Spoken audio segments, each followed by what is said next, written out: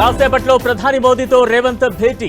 అభివృద్ధి పనులు, తెలంగాణకు రావాల్సిన నిధులపై చర్చ. నీతి ఆయోగ్లో స్వర్ణాంధ్రపై నివేదిక ఇచ్చిన సీఎం చంద్రబాబు. $2.4 ట్రిలియన్ వ్యయంతో ప్రణాళికలు సిద్ధం. దేశాభివృద్ధిలో అన్ని రాష్ట్రాల భాగస్వామ్యం కావాలి. నీతి ఆయోగ్లో ప్రధాని మోదీ పిలుపు.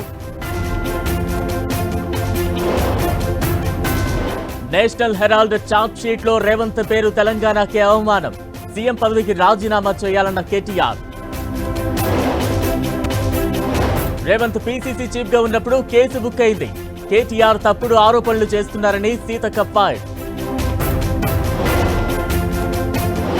జూన్ 1 నుంచి థియేటర్ల బంద్ లేదు.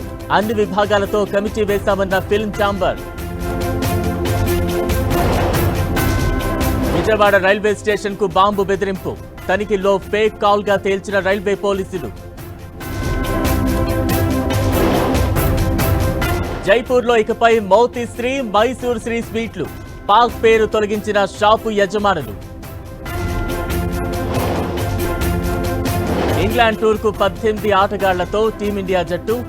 టెస్ట్ క్రికెట్ కెప్టెన్ గా శుభ్మన్ గిల్ ను ప్రకటించిన బీసీసీఐ.